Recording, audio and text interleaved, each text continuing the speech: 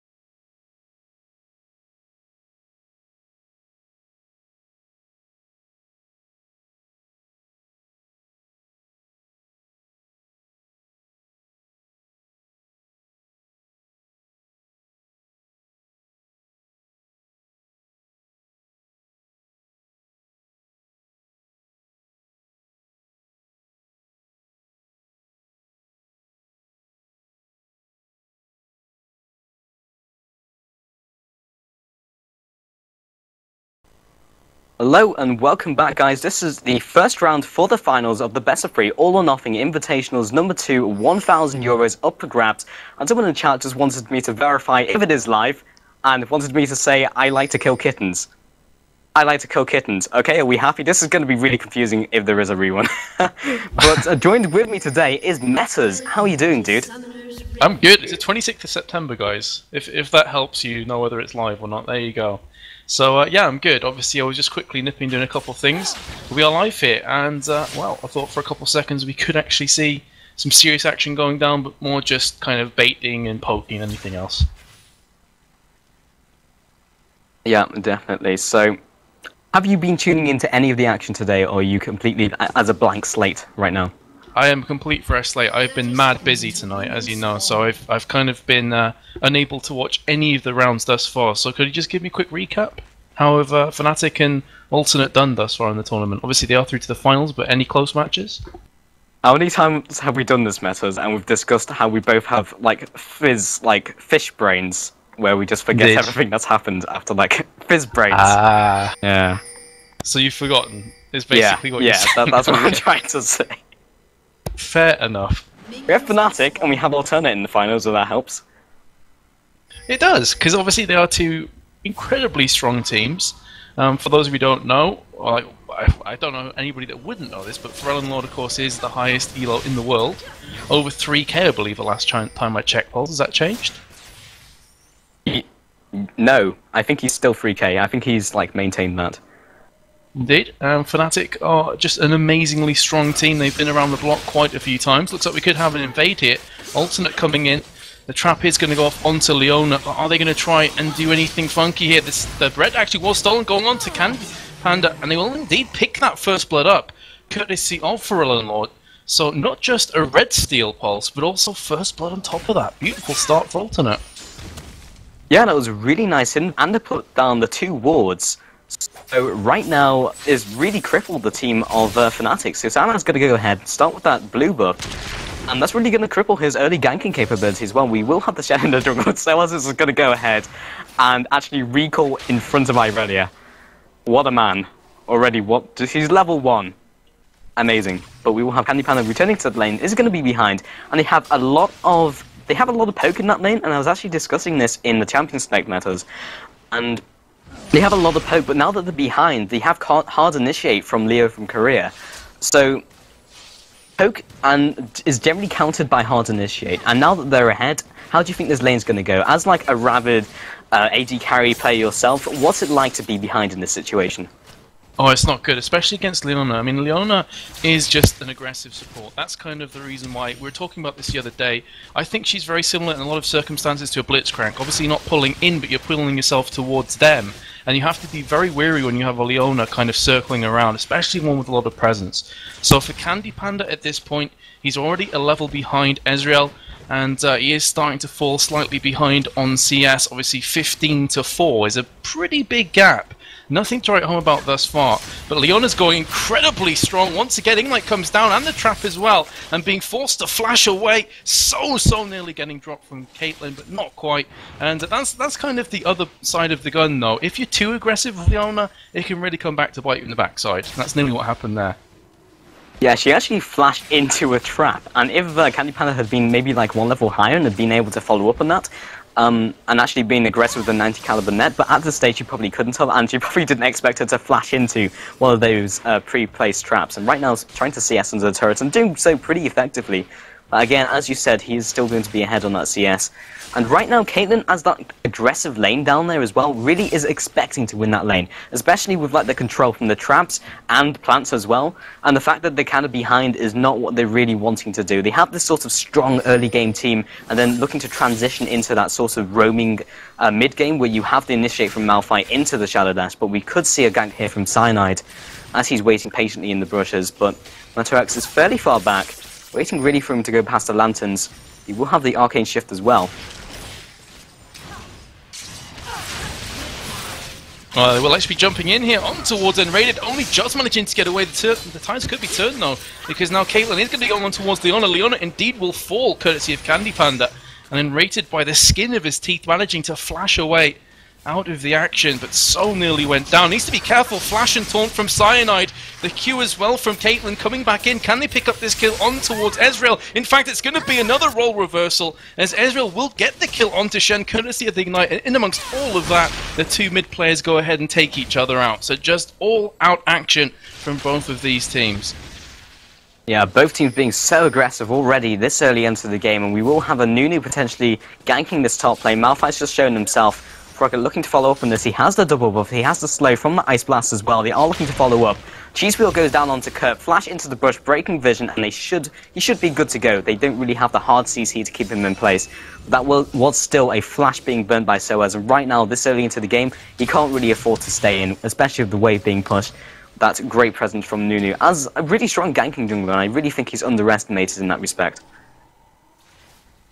Yeah, definitely. And Nunu's one of those kind of characters who's incredibly strong at just going and stealing buffs. He's got the consume, he has the smite, put together, lots and lots of damage, and that's kind of what we saw early on in this game. Another trap being stood on from Leo, and he is going to need to pull himself back out of that situation. In fact, coming back in once again with the Zenith Blade, not able to land it onto Candy Panda, and this is what I'm talking about before, that Leona is really, really strong at being aggressive. Lots of damage though from Caitlyn, forcing the arcane shift away from Ezreal, and we see some pings going down towards the river. It is going to be Peke coming down. The charm does miss from Lord, and now Peke will be going back into the bush once again. So while we just have a couple seconds here, Pulse, why don't you just kind of tell me what you feel about Caitlyn, because obviously, you know, Ezreal is an incredibly strong AD carry at the moment. Lots of people agree that he is definitely top tier. Caitlyn isn't seen quite as much. So what are your thoughts on that? I think they're really just trying to blend this into a very specific composition. So we've seen this a lot actually from a lot of the teams today, and I think Ultimate and Fnatic really got into this position by really using this strong sort of pokey mobility composition. And Caitlyn really just helps with that. She has the great sieging capability, she has the control as well to kind of zone them away even from the safe haven or supposed safe haven of their turret. So with that capability, she's able to push in that lane and follow up with the rest of her composition. But that's really good. That kind of down to the fact that they have that really weak early game with Caitlyn being first-blooded, and now they're not really able to push that advantage home that they would inherently have with that composition. So that's why right now I'm not sure how well Fnatic are going to do, but they're going to really transition well anyway because they have such solid picks. And once again, we could see some more pressure being exerted by Frogget onto that top lane of Soaz. Indeed, the blast is going to come down from Nunu, but Soaz very comfortably pulling himself back to his tower. Has his ultimate as well, so if he was really feeling like he had no alternative, he could just use that unstoppable force back onto the tower and be just fine. In the meantime, though, there is a ward down in this blue golem bush, so they need to be ever so careful. Here comes Nunu and also Irelia. Katarina, in the meantime, is also going to try and help out. So what's going to happen here? It could be a 3 versus 3 situation.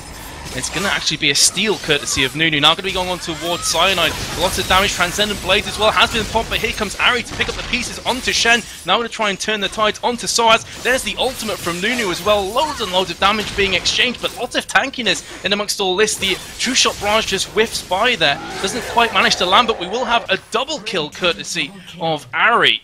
So beautiful play there for Lord, and of course he did pick up the previous kill too, so he moves himself onto 5-1 after just 9 minutes.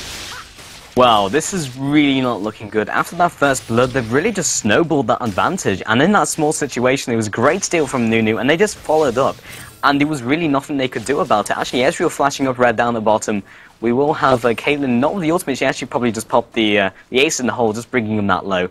But that invade right there, that could have been a key factor. That could be a key factor in the rest of the game, because right now, mid is getting pushed in, and Katarina needs to have that strong early game, so the rest of her team can really just allow, like, they need to CC them in place so Katarina can follow up with the damage. And if Katarina doesn't have the damage, then they can't go for those team fights, they can't go for those skirmishes, and they can't get those small victories they need to really transition well into that mid and late game.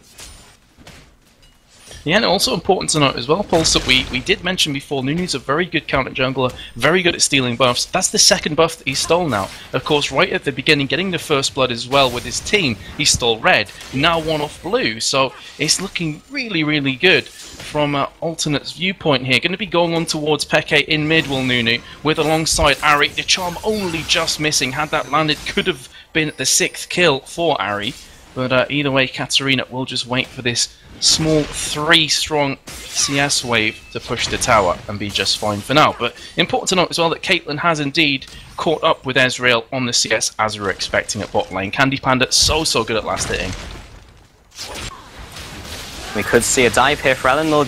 Leo from Korea rather jumping in with that Zenith Blade. Following up as well, we have Cyanide. Tower hit will land. Network's trying to get out of there, and Cyanide unable to follow up with another kill, but that was at least a 1-for-1 trade. Both supports dropping, but perhaps it being more effective since it did land onto that jungler, so he will be able to pull himself back into the game and potentially bring some more presence down on the map. Because I think honestly that's what they need, and actually flash into Shadow Dash onto Matoag. Ace in the hole goes down, will land, but Matoag's falling to about 11 HP. Wow, extremely unfortunate. Jeez, that was close. But yeah, either way, Metlex will get away. Here comes Ari with the ultimate, going to be dashing in, but as the Shen ulti, Standulite has been popped off, firing another Orbital Deception out, will actually pick up the kill, gets this second as well. Onto Katarina. Oh my dear god, 7-1 Ari already has the Athene's Unholy Grail, and this is looking precarious for Fnatic. Yeah, right now Ari is pulling so far ahead, and they were so ballsy trying to jump on him. They basically just tried to get the CC down. Shadow Dash was in flight, but was picked up by Freljord with those Foxfires. As he drew closer, they basically activated on proximity, and he was just instantly bursted down, and there was nothing he could do about it. As I say that, mid tower will be falling. Flash by Freljord, red buff slow as well. Up the exception, chunking N-rated down to about 30% HP, and that wasn't even the full combo. Right now, Freljord is looking incredibly scary, and he is that sort of roamy champion as well, so he's going to be exerting that pressure all over the board. We do have Nunibot around the bottom area, potentially looking for this dive right here. Isn't that bush waiting for something to happen? Oh god, I have a bad feeling for Candy Panda. I think it's only a matter of seconds now before the engage comes in. Cleanse has been utilised, and the flash as well. Nice play from Candy Panda there. Have to feel that if Leona had landed the Zenith Blade, however, been a tiny bit quicker, it would have been all she wrote for Candy Panda, but not quite. Either way, the bottom tower will be falling regardless, and as you said before, with the fact that the mid went down for Ari, and Ari is just automatically a roamy kind of champion, this is going to allow Freljord to do pretty much whatever the hell he wants. It's one of those situations right now, and you're going to see he's going to go into Peke, lands the Charm and the Ignite as well. This should be yet another kill, indeed it will. The auto attack finishing things off nicely, and this is what I'm talking about with Ari, can just basically do whatever she wants. All Katarina wanted was the Wraiths, and she can't even do that in their own jungle right now. Freljord just does whatever he likes. As you said, there's nothing they can do about it. No one on their team can stop him. And he's got such great mobility, such great counter-initiate. Even pinning him down in like a 3 or 4v1 situation is incredibly difficult. He's so mobile, and right now I wouldn't put it past him to put some aggressive wards down. We do have some aggressive wards already, one just ticking off as well. And that's just going to allow Ari even greater free roam. And so I was actually just trying to hit Kerb kind of ineffectually, just wailing away, but no real damage, and just saying peace in chat and Malphite with a sad face, unable to do anything up there. Yeah, I mean, we haven't really gave top lane too much love, but to be completely frank, Pauls, not too much has been happening up there. It's basically been mid and bot lane where all the action has ensued. So let's have a quick look as Dragon just went down. Of course, it's another great thing about taking mid tower early and putting a lot of pressure is that Drake suddenly becomes much easier.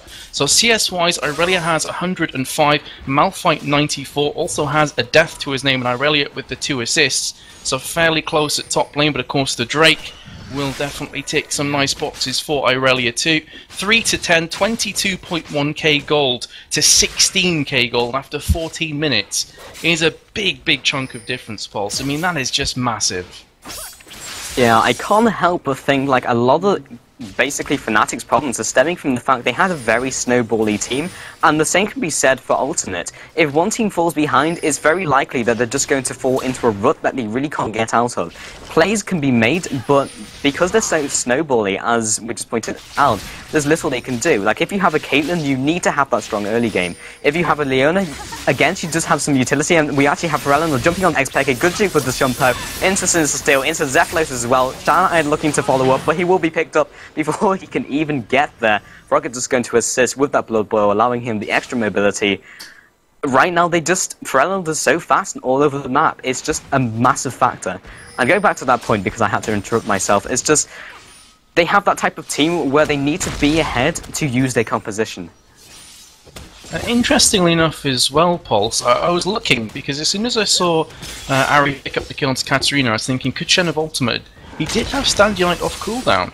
So maybe it's just a case of assuming that, look, Katarina's dead regardless, no point wasting it, or maybe Cyanide was just trying to wait for the right kind of play to ensue so that he can actually pick up a kill for his team. Either way, Irelia is going to go into Soaz, forcing the Unstoppable Force just to get back to the sanctuary of his tower, and now he will be recalling. So Irelia starting to edge ahead slightly, does have the Hex Drinker and the Phage as well, so looking good all around for Alternate at this point, Pulse. And going on from what you were saying before, obviously the Caitlyn pick, it's really not looking too good for them, because typically, if you want Caitlyn on your team, you want to be ahead at this kind of time. You want to be trying to snowball and push really aggressively, poking at the towers and really causing a lot of harassment. When Caitlyn's back to the walls on her own tower, doesn't really have the same kind of effectiveness that the likes of an Ezreal will on that team.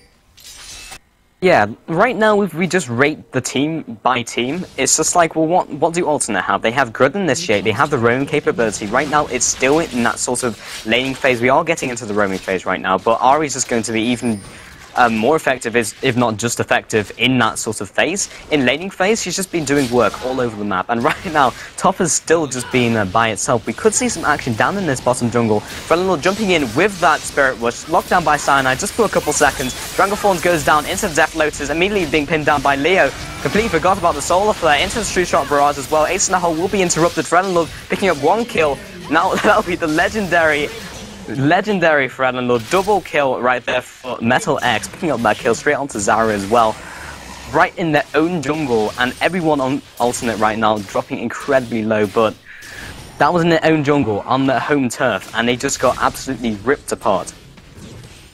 Yeah, Alternate were on red alert, 4 of their players flashing up, but you know, it can be ever so close. The important thing is they did not drop, they did not die. 15, I should say, to 3 on the kills here. And nearly 10k gold deficit in Fnatic's side of the court after just 17.5 minutes. That is pretty much... I don't know if I would go as far to say GG, Pulse, but it's getting towards that stage now.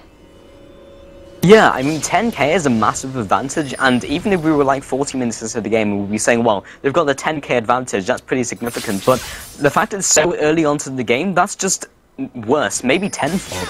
Like, it's such a massive hill to get back up to, and Soaz is trying to take the blue buff, Curb interrupting him, Frelenor around the area as well, potentially picking up this blue buff, there it is, and Soaz just trying to run back to his turret. They have no dominance, and they're being pushed back even into their own jungle, and even back into their own base. I don't think a tower dive is off the cards here.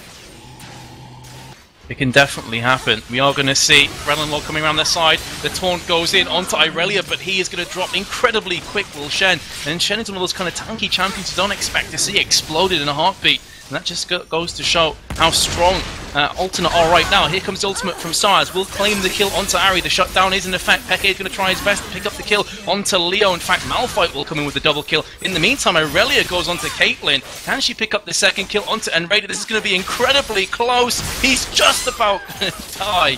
And Enrated for the second time escapes on the Slither of Health. Now we'll be going back on towards Peke. And here comes Ezreal, and he is such a strong champion in those kind of clean-up crew moments. His maneuverability is second to none, and the range on his Q and W is just as good. Going to be coming around the side, actually, trying to pick up a sneaky kill onto Soaz, but just saw Cyanide and will pull himself back. And this is going back onto what we said before, Pulse, whereas Caitlyn is kind of, you know, trap and poke based. Ezreal is all about the maneuverability. He's all about kind of lurking in the shadows, picking people up with his Qs, trying his best just to be as much of a nuisance as possible. And this is why I really fear for Fnatic, because in a straight up 5v5 fight, even if they land all their ultimates and all the damage they possibly can, Alternate is still going to come out ahead at this point.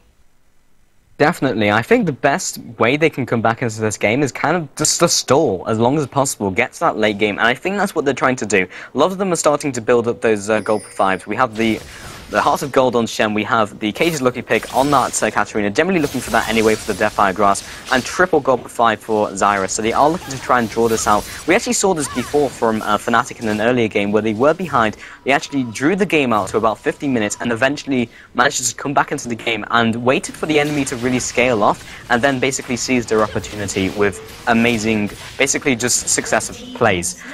But in this game, I really don't get the sensation that the enemy team, that being Alternate, are really going to scale off in the same, to the same magnitude. Especially with like Irelia, who's only really going to get stronger. I don't really see anyone scaling off. Maybe Leona, but then she has great utility.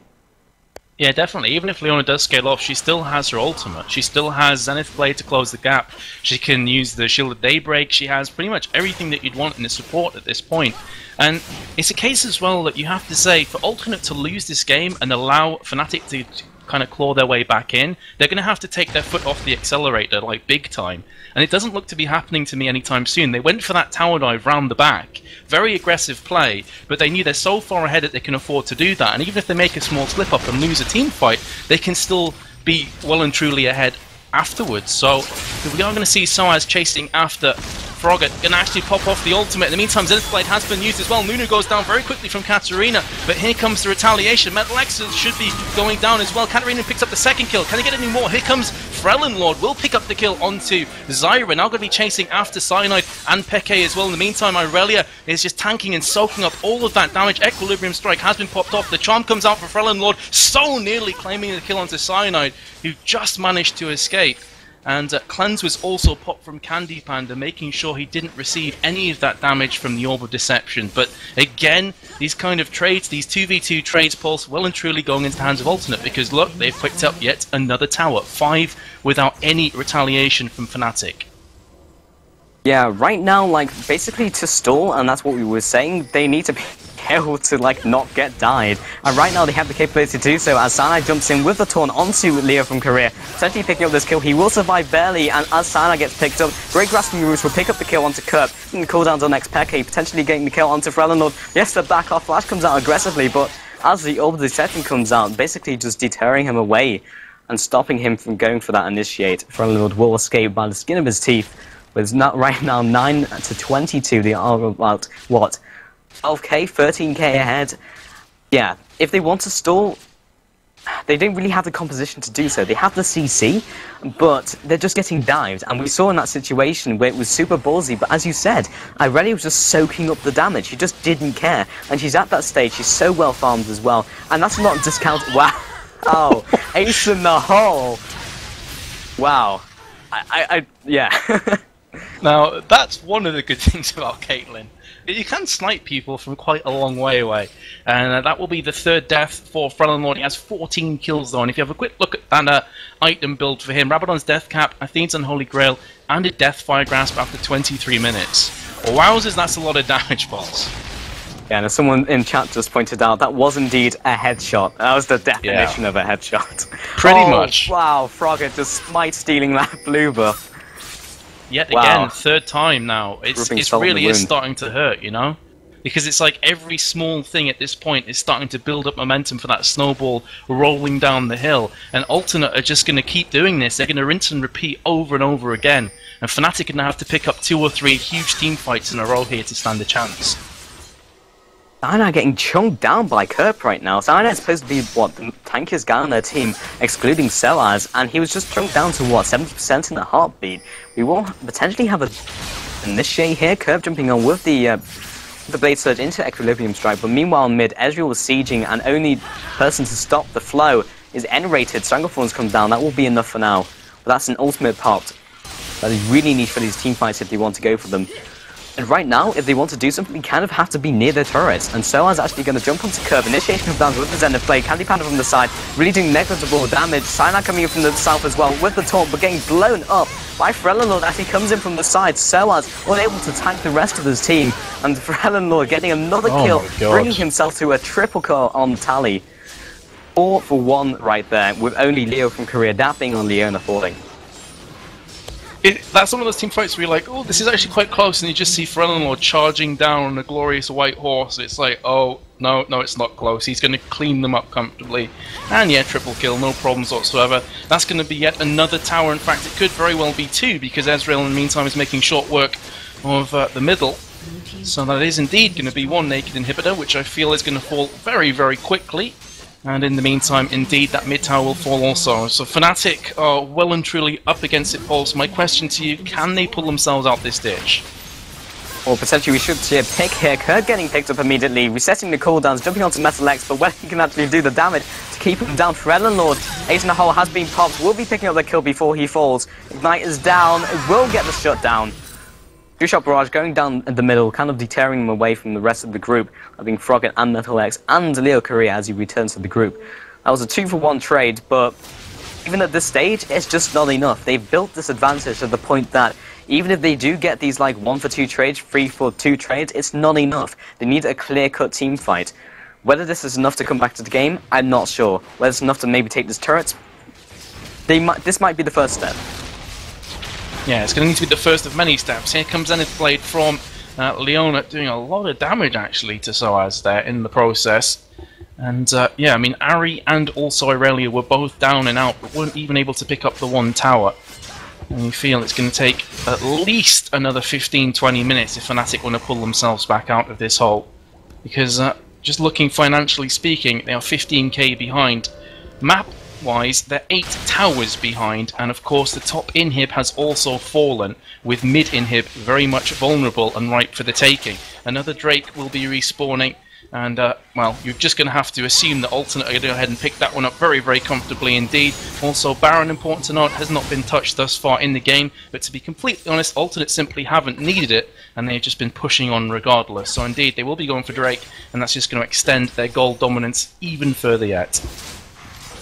Sure, they really don't need to go for it. Like, going for it is like an unnecessary risk, because if they go for it, that's potentially a steal from the hands of Fnatic that could pull them back into the game. As it is, they have nothing to fear. In these sort of skirmish situations, in any situation, they're just coming out ahead, even in those tower dives, and we only have one inhibitor turret up, and even that, I have to feel, is not a safe haven for them right now. And if they even jump onto maybe the double Nexus turret, maybe, but that's a maybe. And being in that situation is very scary for Fnatic. If they're going to draw it to late game, Caitlyn's damage isn't going to be parallel to that of Ezreal's. He's already ahead in kills, and just with his kit, he's going to have more damage output. With that passive, Caitlyn only has the headshot as the steroid. Caitlyn is regarded to have less damage than most AD carries. She's really for that mid and early game, and if they draw it out, and that's kind of what they need, I don't know if it's enough.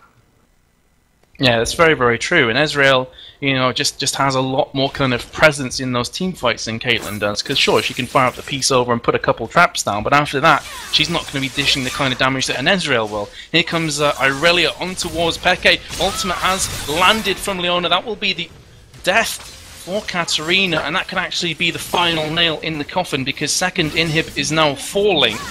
And lots of damage being put out from Ari, just landing onto Candypan, who gets chunked down to less than 50% of his health.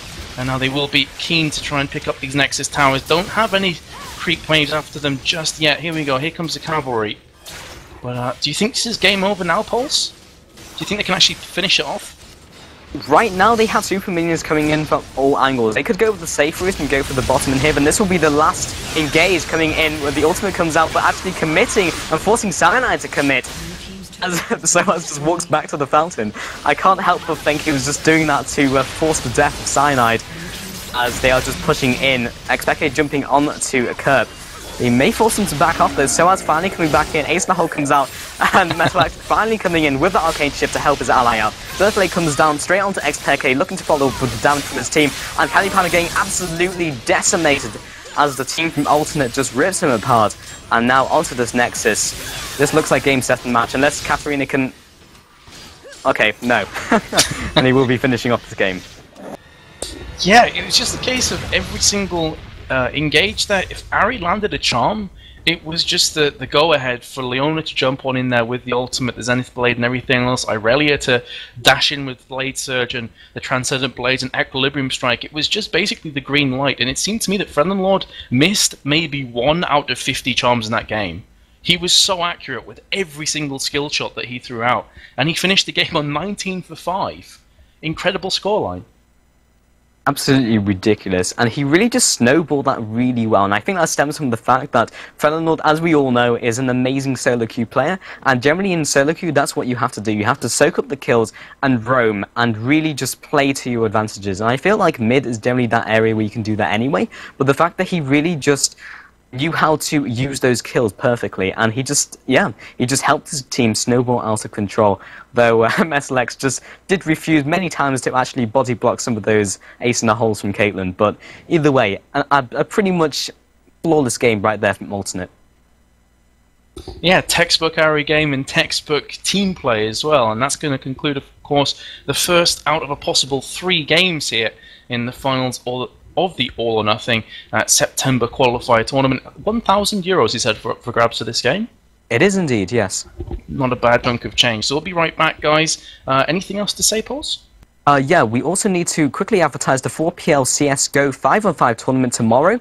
It is a €700 prize money, so lots of money once again up for grabs from the 4PL website. So if you want to go ahead and check that out, as on the 4PL website. And yeah, that will conclude everything for the first round. So stay tuned, guys, as we jump into round 2 for the finals of the All or Nothing Invitationals. Stay tuned.